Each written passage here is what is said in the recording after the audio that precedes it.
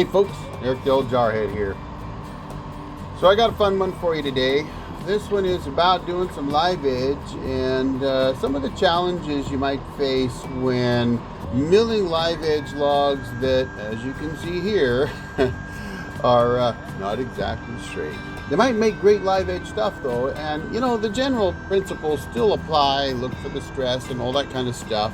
But with live edge stuff, it might be okay to have a crown, for example, so it's less important to make sure that your hooks are to the right. You could decide that you want to live edge this with horizontal stress, so each board will actually have a bit of a crown, or if you wanted to, you can roll it up and mill it with the stress vertical and have face bend. So it really depends on what you're going to do with the live edge stuff. But honestly, with live edge, you can kind of get away with murder when it comes to milling down a log.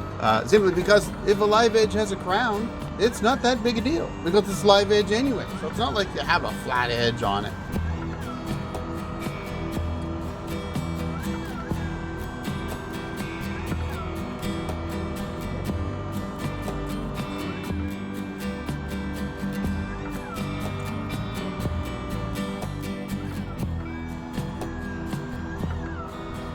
So let's get into this log here. You know, the same principles generally apply, but if you look at this log, when I measure it, you're going to notice that the pith is way off center.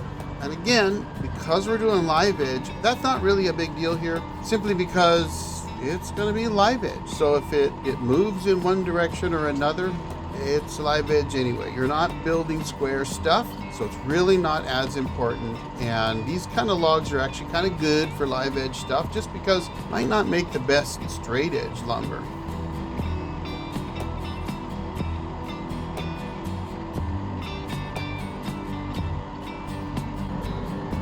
So after I got this log loaded up on the mill, at first I thought, well, we'll roll it into this position and I'll just kick the toe boards up and make sure everything's stable. But I realized that that just wasn't going to work. It wasn't going to do what I wanted.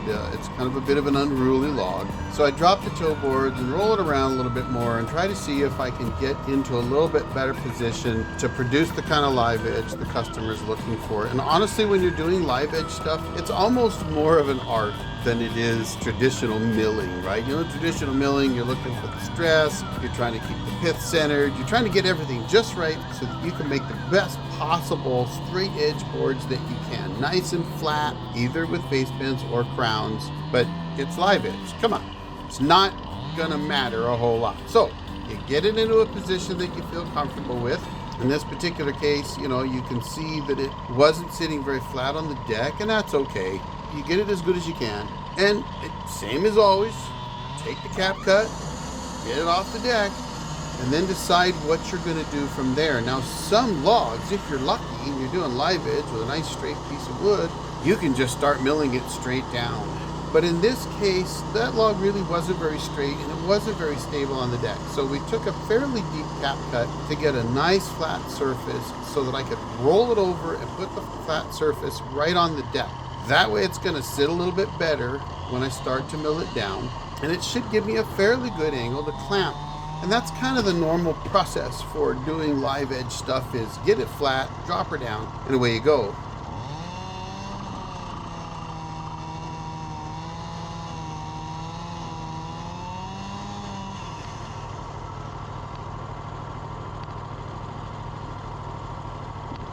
But this one just didn't want to sit right. And so I got that cap cut, moved it off, turned it over, and had to push the log down a little bit to get it in a position where I thought I'd be able to clamp it. Now, you're going to see that didn't work out all that great. Every time I tried to clamp that log down, it just didn't want to sit very well.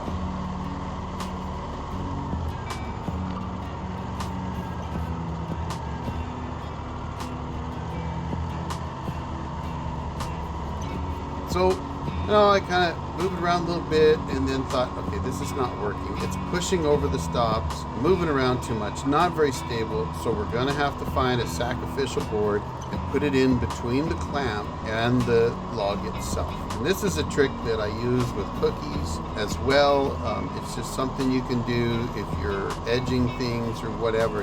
You could throw a sacrificial board in, clamp her down, and it'll hold it better. Now in this case, even that wasn't working very well.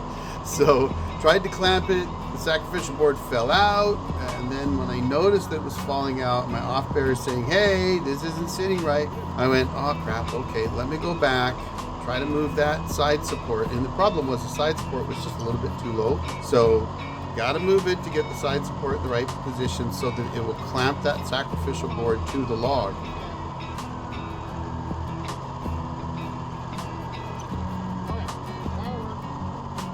Once I got it clamped down, okay, fine. Now what I'm going to do is we'll take that sacrificial board off the top. And the reason I'm doing that is because when you start cutting, you don't want that sacrificial board to sit too high and run into the mill head as you're trying to come by, because it's angled right there. So we just cut that off, get it out of the way.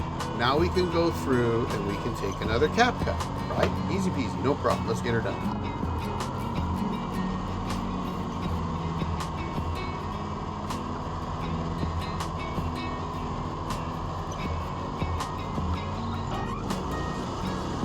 All right, get her engaged. We're going to take the hump of the log out. It's going to cut right through that sacrificial board, no problem. Boom, there we go. Now notice that sacrificial piece of wood dropped down into the rails. That's gonna come up in a little bit.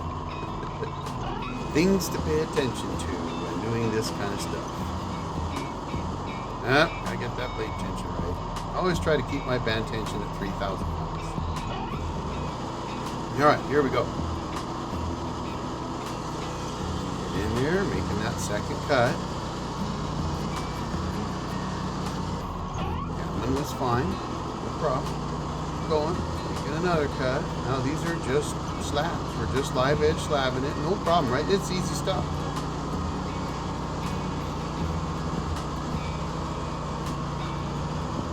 Now what happened right there was another piece of that sacrificial board, as soon as it was cut off, fell right down and got caught between the bed itself and the rollers on the mill and stopped the mill head dead. So I had to kind of back it up a little bit, throw that out of the way, and then away we go, we get her done.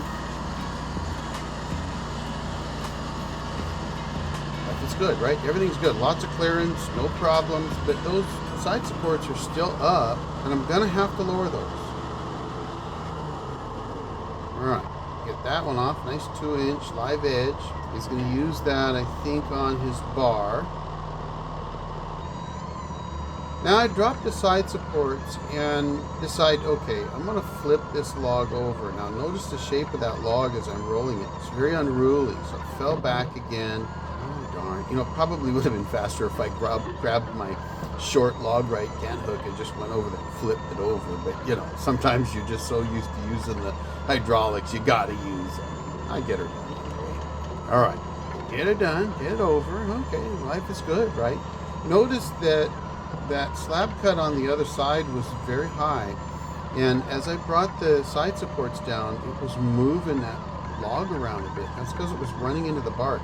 And you can see here, I lift them, I'm lowering them, I'm trying to get it to position where it'll clamp solid against something. And the shape of the log was causing me some trouble.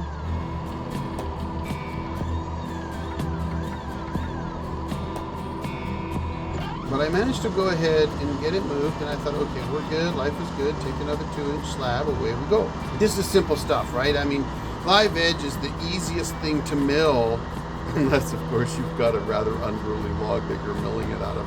Then you might find that you could run into some trouble. And I definitely had some trouble with this guy.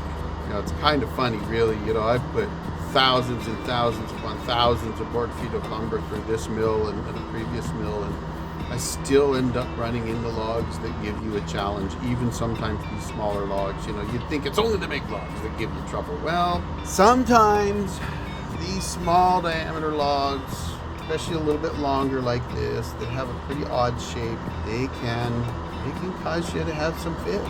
even on a simple 2-inch live edge slab, right, you should knock this log down in 5 minutes. It should be just zip, zip, zip, zip, done. Get her off the deck. Let's get the next one going.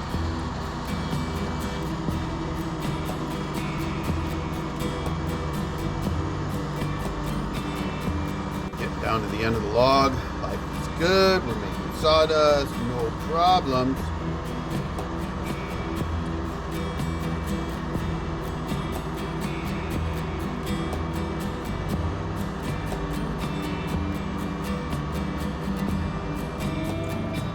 What happened? No head stop. Alright, what the heck's going on here? Better check it out, right? So you walk around the other side, you look at it, and you go, oh crap. So when I clamped this log down, what I hadn't noticed is right at the very, very end, it was bent enough that it moved right over into the path of the operator side guide wheel. That's a problem. It will stop that mill head dead.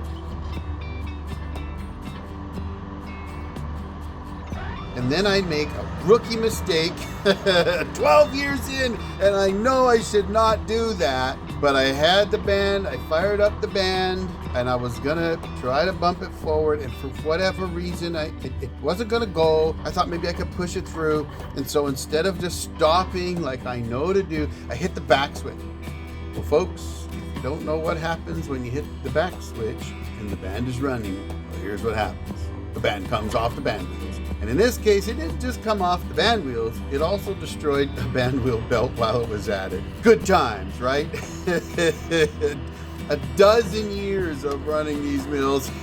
And, oh, good Lord, you know, I know better, I do. And, you know, sometimes it's just what happens. It's just what you do. But that's why you bring spare band wheel belts with you, you know. And honestly, these things are going to happen. All you can do is kind of chuckle and smack yourself in the head and say, "Don't! Why'd you do that?"